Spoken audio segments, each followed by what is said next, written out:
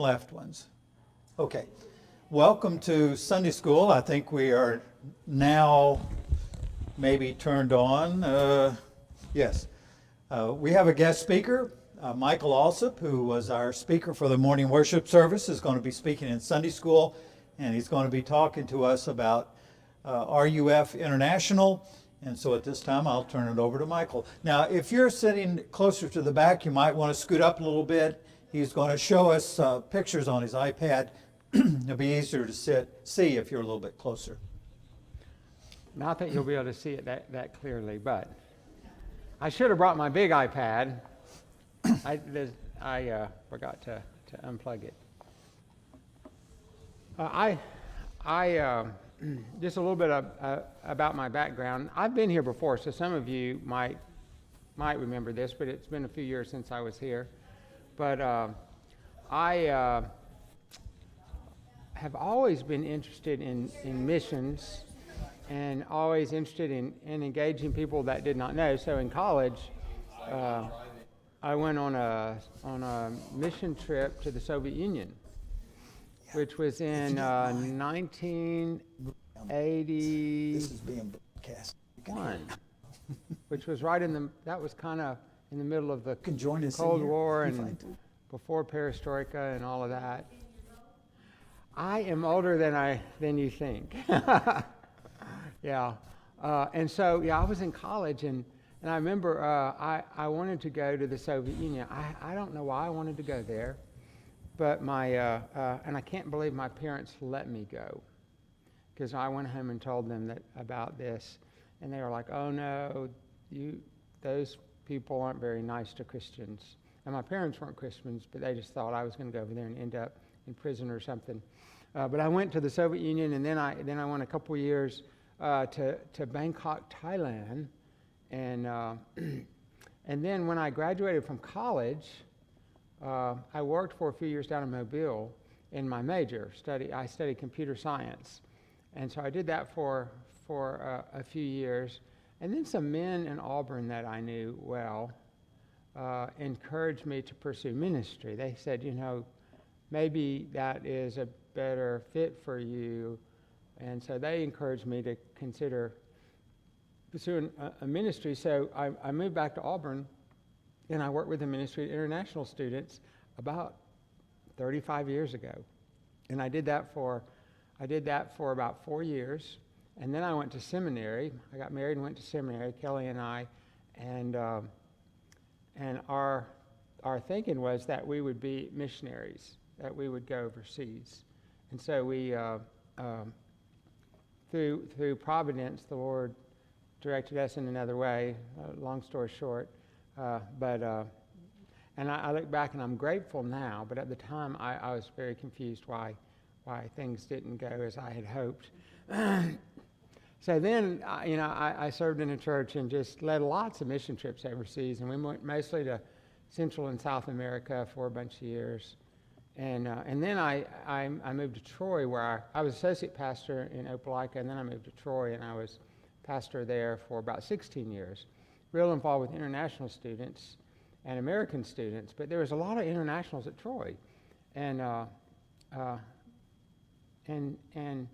just by accident I met some Arab students at the gym, of all places, and there were two of them. And one was really good at English, and the other one couldn't speak a word of English. And and every time I'd go to the gym, I'd see him, and I would engage with them and talk to him. A lot of students come here, and nobody engages them. People feel uncomfortable. They don't know what to say, Anyway, and I can talk to a wall. So I became friends with these two guys, and they asked me to go to lunch. So I met them for lunch. And only one of them showed up. It was the one who couldn't speak a word of English. Yeah, wouldn't you know it? And so we talked through Google Translate, literally on the phone, and I would type in, and it would translate to Arabic, and I would show it to him, and he would type in. And anyway, so I became friends with this young man and taught him English. I taught him English at the gym. he knew all about exercising and working out, and so we became kind of workout partners. And I would teach him English, and I would just follow him around in the gym and do whatever he did. And so we became really good friends. And through my friendship with him, I met the whole Arabic community in Troy. It was crazy. And so then I started going to their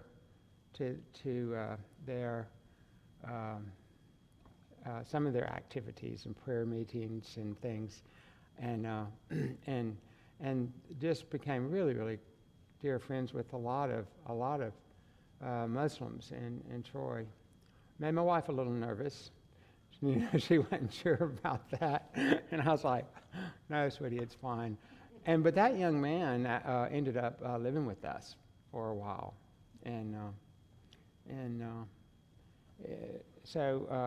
so then it was interesting. When Auburn, I had served forever with RUF. RUF is the PCA's campus ministry to American students.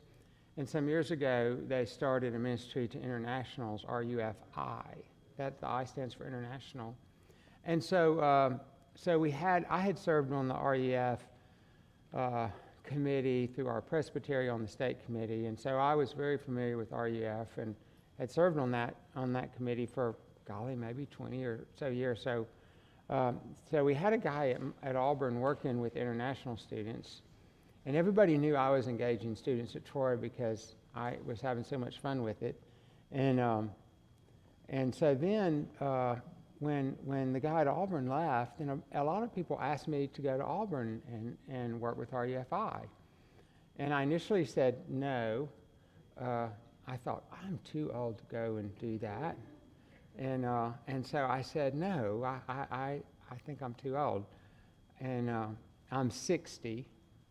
And so, but then I thought about it. I thought, working with internationals, age is not a factor as much as it is with Americans. Now with Americans, I'm not cool anymore. I'm older than their parents, and which has its advantages.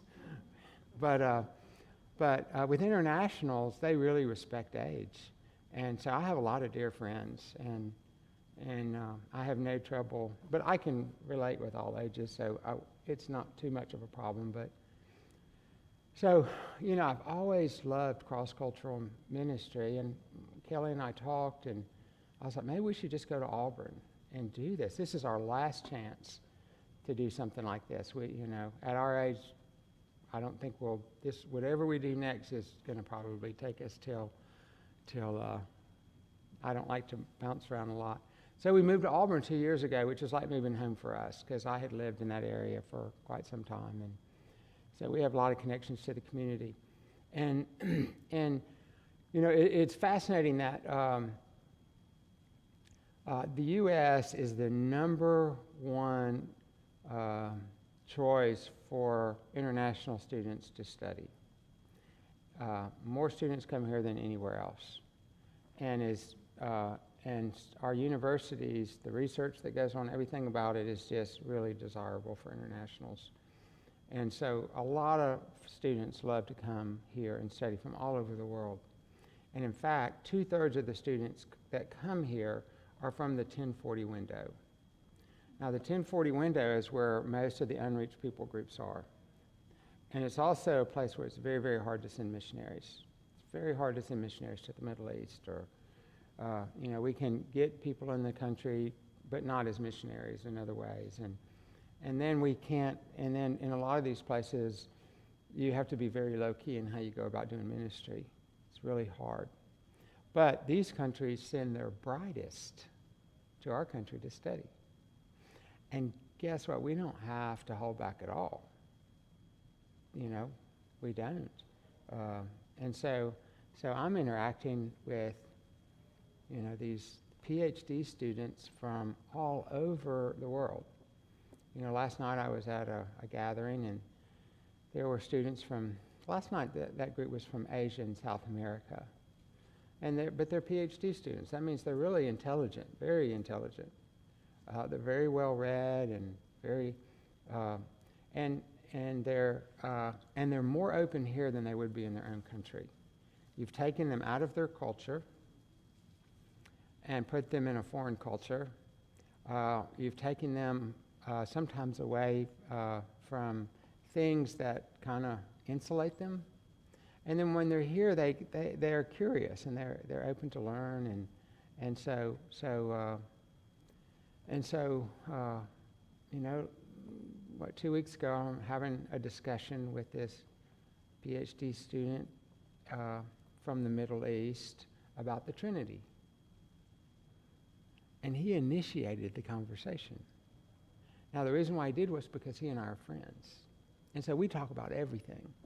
You know, I just don't sit down with them and talk to them about religious things.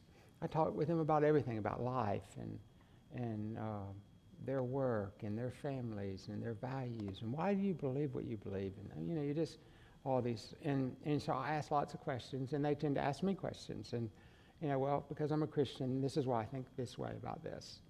You know, and so he sent me a question about the Trinity, and he was like, could I believe that Jesus is the Son of God and the Messiah, and then he died for my sins? If I just believed that, but I didn't believe he was God, could I be a Christian? That was his question. He was like, why do you believe Jesus is God? I said, because the Bible teaches that. But the Bible doesn't mention Trinity. I said, no, it doesn't mention Trinity. But you explain all these verses and tell me how you would interpret them. I sent him all these Bible verses on the Trinity.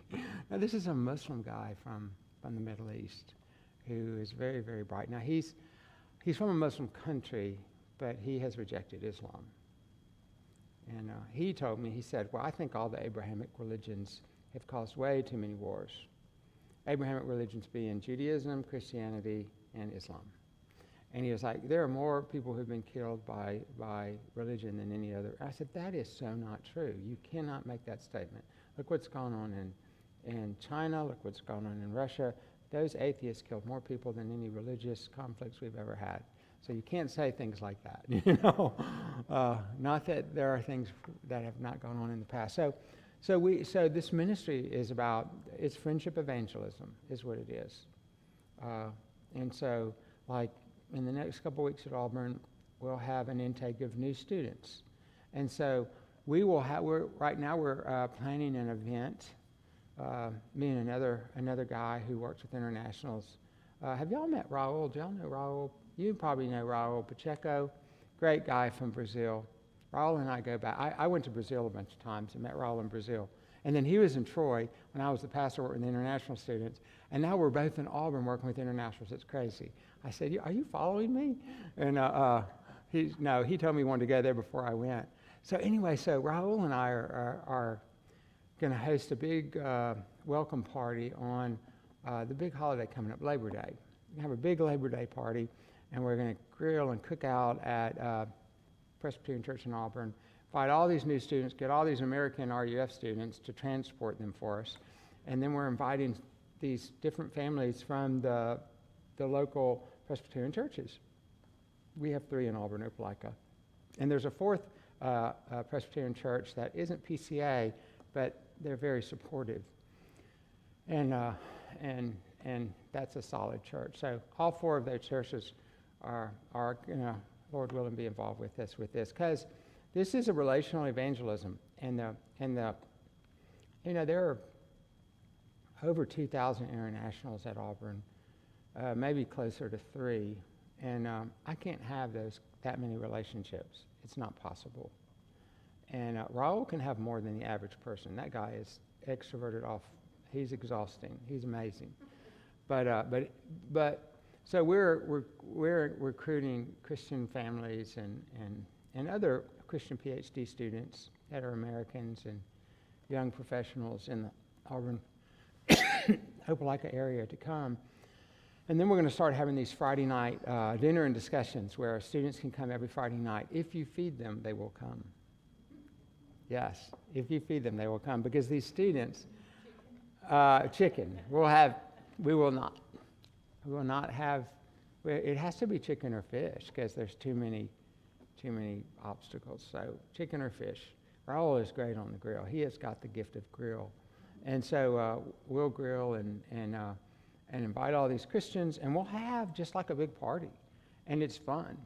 And we'll have games and stuff, but then we'll also have a discussion time. And we'll, divide them up more into smaller groups. And then what Raul and I do is we use that to get to know lots of students. But then students who some students are more interested and some students are less interested, just like anyone else. And we take those that are more interested and we began to develop closer relationships with them. And so we have lots of people through our home. It's a lot of hospitality. Pray for my wife. It's just amazing how many people we run through our home. And so this year, I'm getting a young intern, a guy that just finished from school, who's just super friendly and outgoing. So he will just meet tons of students. He'll be great. He can go play soccer with them, or all that stuff. I'm not going to go play soccer with him. I'm too old for that. But I'll go watch. But he can do all those sorts of things, and we just build these relationships, and we share our lives with them. We serve them, we help them. When they're here, they can have all kinds of issues, and so we help them kind of navigate those sorts of things. And the university is really, really helpful for us. I'm amazed at how providentially there are just a lot of people who, because we serve the internationals and because we don't pressure them, the university is fine with us. Now, if we pressured them, then we would have a problem, So I had this one student. I was out to lunch with one student and a young American guy young man who's great with internationals. And the international student looked at my little friend and he said, "Now, if I don't become a Christian, will you still be my friend?" And my young friend said, "We're already friends and you're not a Christian," which I thought was a great answer. Great answer. Yeah, that young man just left Auburn and he's now at seminary. But he's out, and he's from Dothan. He's from Dothan. Just a fine young man. And so I recruit and train Americans on how to be a friend to an international, because a lot of people just, I don't know. I mean, it's not hard. It's like having a friendship with anyone. You just, but it's cross-cultural. And so anything that's cross-cultural is out of a lot of people's comfort zones. It is different. When I was talking to this, I met a guy last night, and he was from Korea, and he was working in a local plant. And I asked him what was the most difficult thing about working at this plant. It's a Korean plant. And he got really quiet. And I said, "It's working with the Americans, isn't it?" And he said, "Yeah, that's the biggest problem for me, because it's a cross-cultural thing.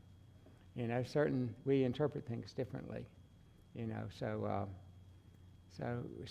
you can say something and they run it through their cultural grid and it means something a little bit different.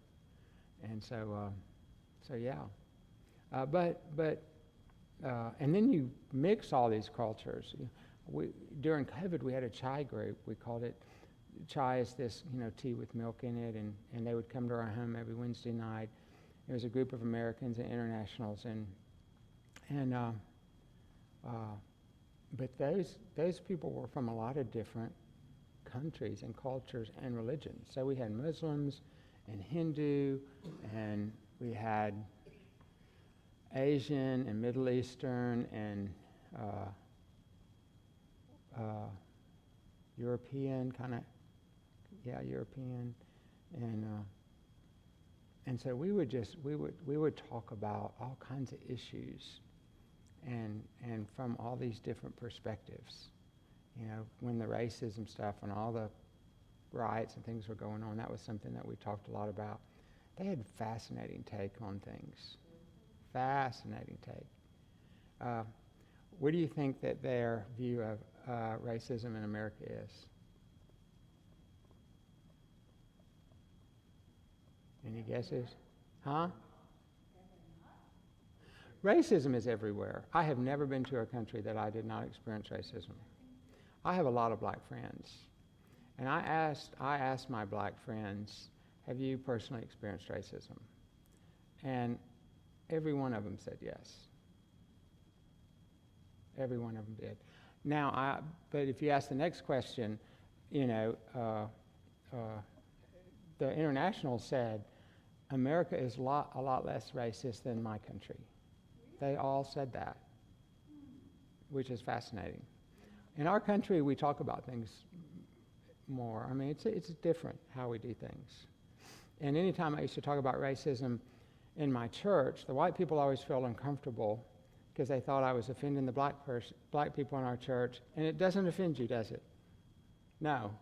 But a lot of people are like, I used to have people say, you're going to be offensive by talking about these things. I was like, no, that's not offensive to them. In fact, they would come up to me and say, thank you for saying that.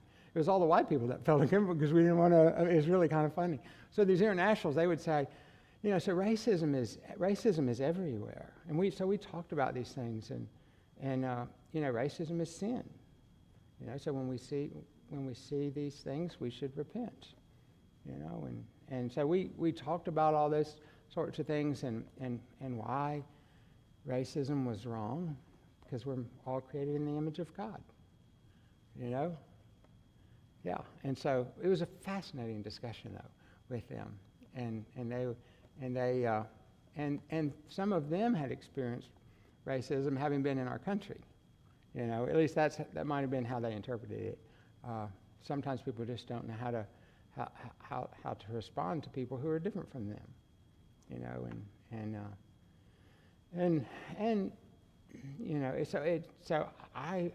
I'm amazed at these students.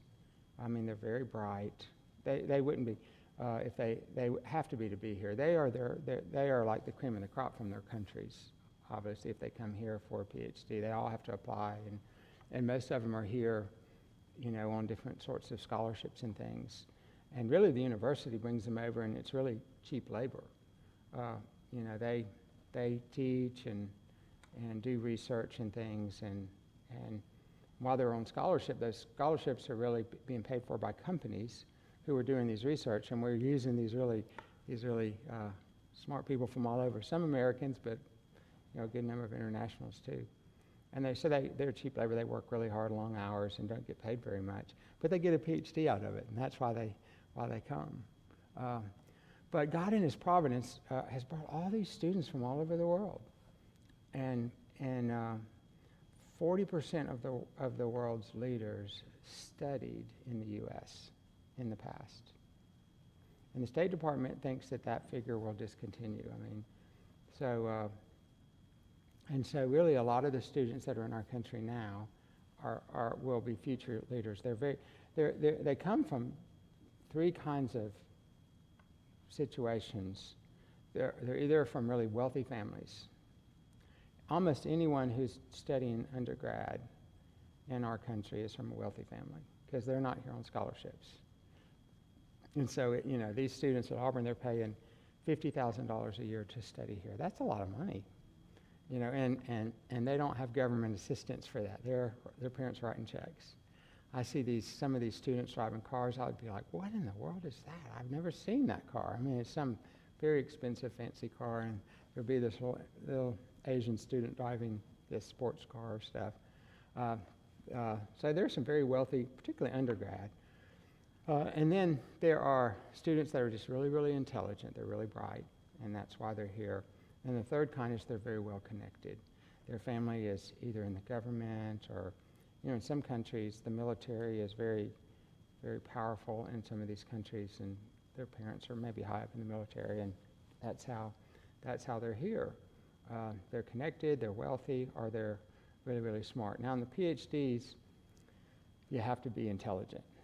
You have to be smart to do a PhD to get those kinds of things. So those are the kinds of people that we're dealing with. Now, all of them that come here are not interested in, some students come here and they stick in their little group from the country they're from, and they don't venture out much, and they just, it's kind of like it's safe for them, and they don't venture out much. And so there's a group of students like that that we don't really engage a lot with because they're hard to engage with. But then there are plenty who want to experience American culture, want to meet American families, want to, go on, they want to travel if they can. And so like this fall, I think like once a month we will plan an outing where we will take them to the lake. We will take them to Atlanta, maybe to, there's a great international food market in Atlanta. They can go there and buy food from anywhere in the world. Or there was another place we were talking about. So we're going to plan these kind of outings like once a month. And on these trips, it's just a great opportunity to get to know them. You've got them in, you're traveling along with them in your car, and you get a bunch of Americans to drive, and so everybody's getting to know people coming and going, and just spending the day. It just develops a relationship. And then you're more open to get to know them further as time goes on. They're really busy, so you have to really honor their time. They're not like undergrads that just have way too much time to do all kinds of things. These folks have a lot to do. Like sometimes they'll say, I can't come tonight, I've got to finish this lab, or I've got to, I've got something due, next week, and I'll be burning the midnight oil, or I'm working on my dissertation, or things like that. Yeah, so like this past week, one of the students who I dearly love, he was defending his dissertation that he'd been working on. Now, his PhD is in math, and this new young intern was visiting, and so I said, we're going to watch this dissertation. So this guy starts, with slides and talking about his research and all these things that he was doing, and I didn't have a clue what he was talking about. I mean, it was just way, way over my head. And he threw up a slide, and I said, that slide really it just really pulls it all together for me. What do you think? And he's looking at the slide. I don't know what the slide says, but I have the straightest of faces. I was like, now I'm beginning to understand what he's talking about. And the intern's looking at it, and he's not saying anything. I said, I'm just teasing. I don't have a clue what he's talking about. And I've watched several like that, and it's like I'm mostly just watching them. I know them, and I want them to do well, but it's so far over anybody's head unless you understand what you're talking about. And I have a minor in math from college, but I didn't know what he was talking about. And so we just engage them. Like that, and they really become really dear friends. Really dear friends. They are sweet people, and it's amazing that they can be very, very moral, and really, the second table of the moral law, not the first table. The first table of the moral law, the Ten Commandments, talks about our relationship with God. The second table talks about our relationship with man, right? So it's like honor your parents, and don't murder, and don't commit adultery, and don't steal, and don't lie, and don't covet. Well, most every religion teaches this, the second table. Now, they don't teach that Jesus is Lord, but they will teach the morality of the Bible is mostly taught in all religions. And so that's kind of an in to talk with religious people, because every religion teaches, do these things and you will be saved. That's what they teach. Islam, you want to do more good than bad, and at the end, all is going to weigh your good deeds, and if the good deeds outweigh your bad days, you're going to make it to heaven. And Hindus, they believe everything. That one's really, but their morality is very much the same. And so I just say, well, how are you doing on keeping the moral law? Do you struggle with anger or unforgiveness? Because Jesus says, if you break one, you're guilty of them all. And so you can talk with them about what they believe and get it back to the gospel. It's like Christians, we don't believe that we can please God through our efforts. I said, when I do my very best, it's still tainted with sin. Sometimes I'll do something good, and then I'll think, wow, wasn't that good? It's terrible. It's terrible. It's like, no, there's none righteous, no, not one, the Bible says. We all like sheep have gone astray. We've each gone his own way, and the Lord has laid on him, on Jesus, the iniquity of us all. And that's what Christianity is about. So, we just talk to him about these kinds of things. It's really fun. If I were independently wealthy, and I'm not, but if I were, and I could just do whatever I wanted, I think I would just kind of do what I'm doing. I just wouldn't have to raise support. But it's just really enjoyable. And I pastored churches. I was in the pastorate for 28 years, and a lot of that was enjoyable, but a lot of that was really hard. Sheep are tough sometimes. They are tough, so I meet with all my pastor friends. I've been in the same presbytery for 30 years, so I know all these guys. I've known your pastor forever, but I know their world, and they're like, oh, what do you mean about being in, and I said, well, I miss some people, and there's some things that I miss, but I'm really kind of enjoying this. This is really fun. I love people, so being able to engage people, that's all kinds of people, is really, really, really fun. And God in his providence has brought all these people to our back door. It is missions at our doorstep. It is. And then we can send them back. And they don't have to learn a language or learn a culture or all these things. This was funny, but a few years ago, this mainland Chinese lady was in Troy, and she really wasn't interested in religious things, but she would go to activities at the church just to practice her English and to meet Americans. And so, she went to a number of things, and but she wasn't interested so much in religion. And then she had some strange encounter with the Lord. She was by herself when it happened, and she had a radical worldview change. All of a sudden she went from, I don't believe there is a God, to, wow, God really is real. And she went and talked to this professor that she knew and said, I believe in God and I want to be baptized. But I don't want to be baptized at this church I've been going to because they do it during the worship service and I can't do that. If I do that, I'll lose my job and anybody that works for me will be in trouble and all this stuff, And so he said, well, go talk to my pastor. So she comes and talks to me, and I talked to her, and I said, I'm sure this church will baptize you privately. I'm sure we can arrange it. Let me talk to him. So I talked to him because I knew him, and they agreed to do that. So I went back and I said, they're going to do that for you. You can get baptized there, and you can. And she said, no, I really want to be baptized here. And I was like, oh gosh, I don't like to steal sheep. And she'd been working over there, so I go back to her. Anyway, this gal gets baptized at our church, and then a lady in our church starts discipling her, which was really sweet.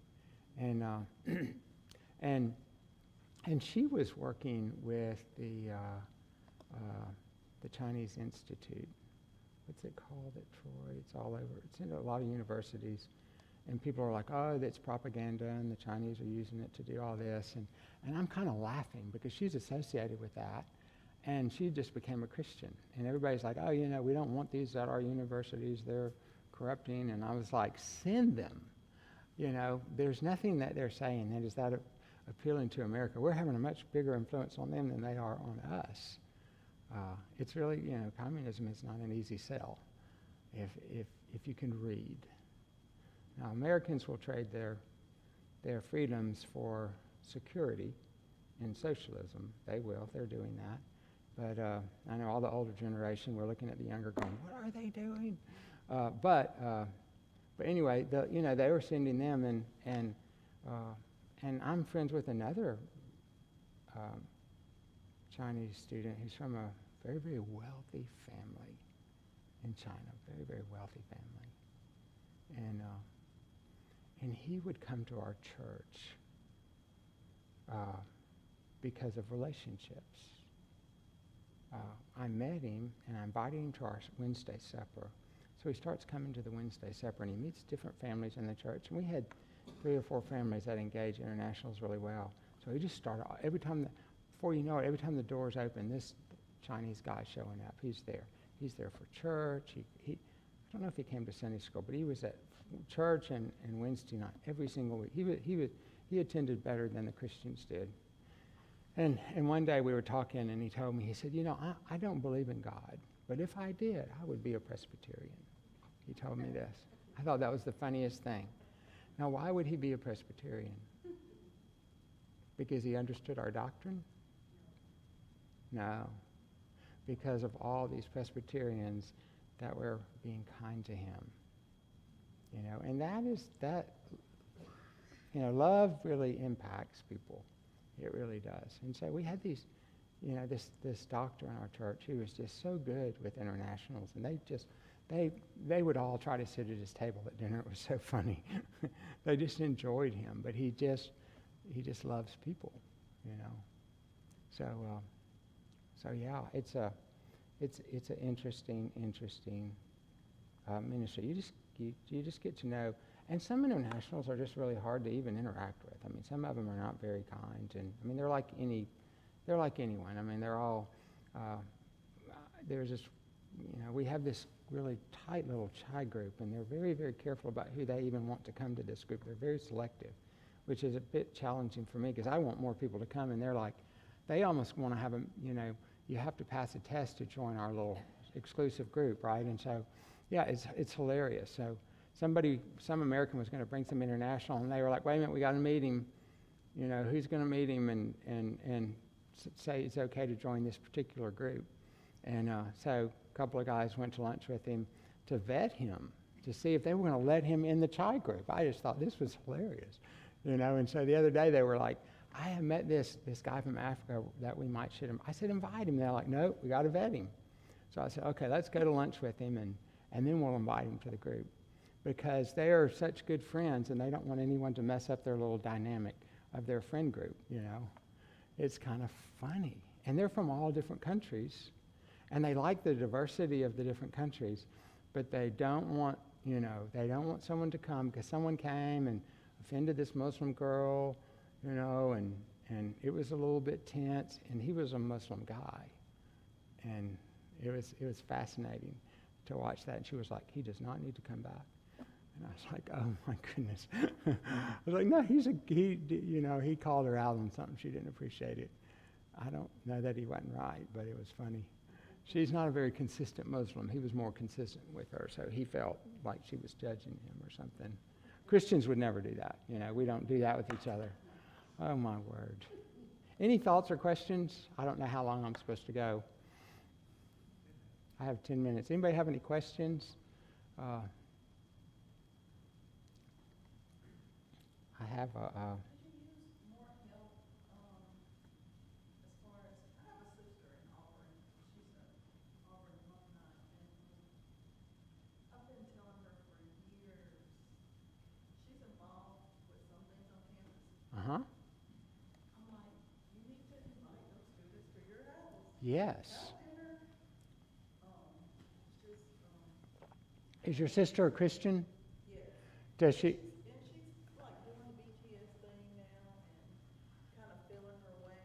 BTS. Birmingham Theological. Yeah. She's doing Birmingham Theological? I want to meet her. Right. I want to, and she goes to Greater Peace Baptist Church in Oh, yeah, I know him. Oh, yeah. She's... She was like on fire when I was telling her. I was like, Allison, you need to go to campus, get involved, and get some students in your home. Yeah, I agree. And I think she went to talk to him, and You know what we would love, what we can do. I would love for her to come and just see what you're doing, and she cooks. Anything. That would be awesome. No, the Friday night thing that we're doing, one of the things that we're trying to do is give people kind of tracks they can run on. It's easy for them to come. We can introduce them to students. They can develop a relationship, and then they can invite them to their house. That's one of the things that we want.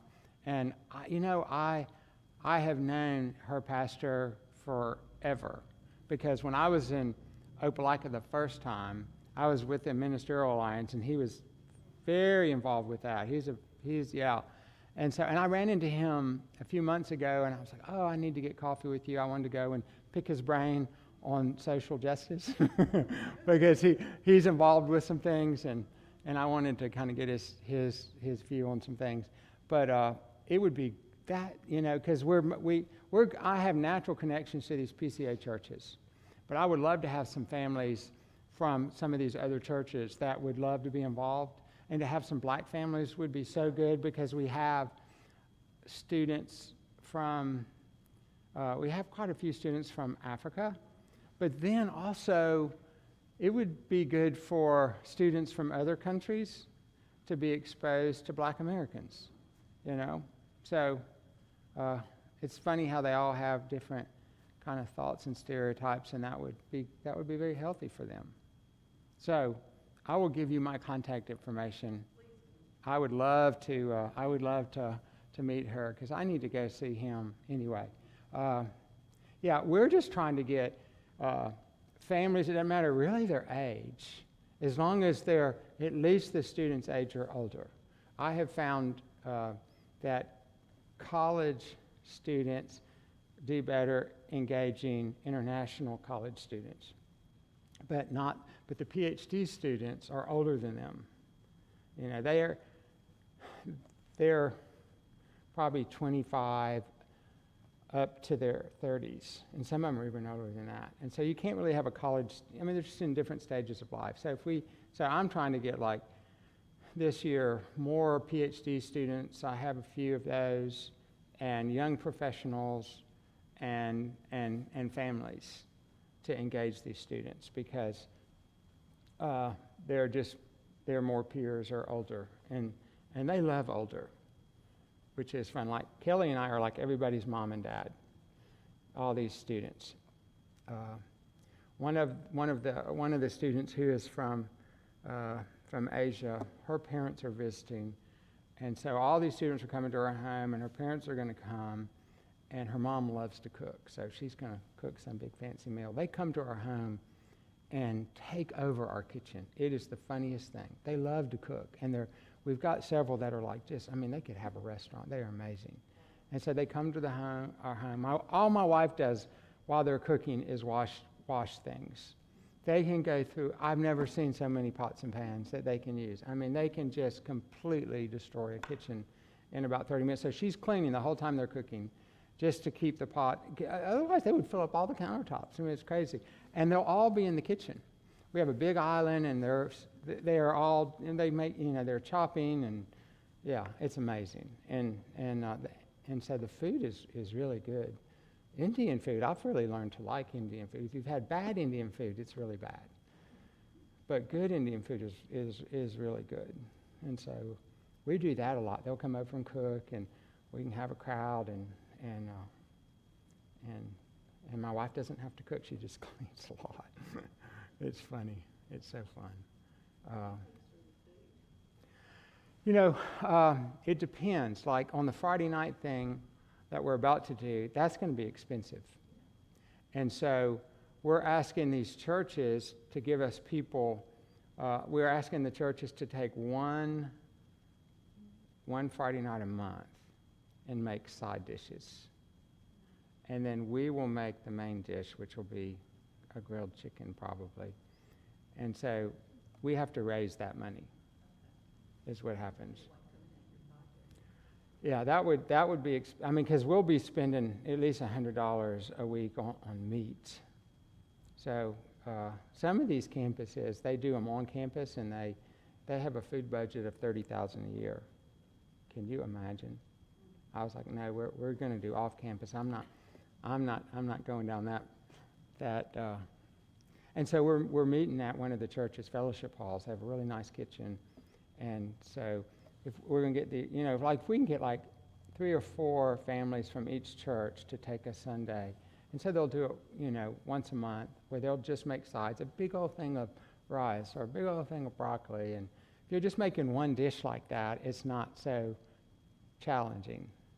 And then there's some churches in Montgomery that they're within driving distance, so they want to bring folks up. Y'all are a little farther. Y'all could come, but it's 2 hours and 15 minutes. But yeah, that's what we're doing. We're raising money for food. But if you feed them, they will come. Look how much ministry Jesus did around the table. I mean, there's a lot of times the Lord's Supper was instituted right after a meal. So anyway, so a lot of good conversations happen around. So we invite them to our home, small groups, for food. And that's where a lot of good conversations, these big groups, you have a half dozen conversations, but you miss so many people unless you have a lot of Americans there to engage them. So we get Americans, we kind of teach them how to engage the students. And some of them have different understanding in terms of, how to, a lot of Americans have trouble just sharing the gospel, period. They're not comfortable or do it. They understand it, but they've not had a lot of practice, I guess. Yeah, that, or don't know how to ask good questions. I always ask more questions than I don't really, I want to know where they're coming from, and then I look for a way to connect with their story. So I think I'm finished because I see him walking up here. One more question. What about results? Uh-huh. Do you get to see any fruit from Mm-hmm. your ministry? Yeah. And I'm not looking for numbers. I'm just. Yeah. Well, I couldn't tell you any numbers from COVID. Oh my goodness, we were all just trying to keep our head above water. It was so challenging. We were having we had a pizza event where, and it was cheese pizza because we couldn't put any meat on it because you don't do chicken on pizza. We put the pizza on a table in the middle. We were out in a field and the food was in the middle and everybody was sitting on blankets around this thing, all socially distanced. Everybody go up and get their pizza and go back. And I mean, it was. Then we would do outside walks. It was crazy. Like this past year, I had the opportunity to disciple an Asian student who had come to Christ, which was really, so I met with him weekly. There's another student that me and another guy were meeting with weekly that we were having gospel conversations with. And then a Muslim student, not quite as much, but still a lot, and this was during COVID. So I'm thinking this year will be so much better. So much better. Because we didn't have any new students last year. I showed up at Auburn and COVID hit just a few months into it. I was like, everybody struggled with COVID. Churches did, businesses did. I mean, we were all just trying to survive. So anyway, it's good to come back and see you. I was here like 2 years ago, I think. Yes. I know David's sons, they were at Troy when one of them's still there. Chris is already gone, but it was fun to know them. Thank you. Yes, sir. I'm going to close this in prayer. We'll pray for RUF International, also and women. Father, we do thank you for what you are doing through this ministry. We do thank you for Michael and his wife, family. Thank you for Raul and others who are helping, who come along beside them. Father, we do pray that you might bring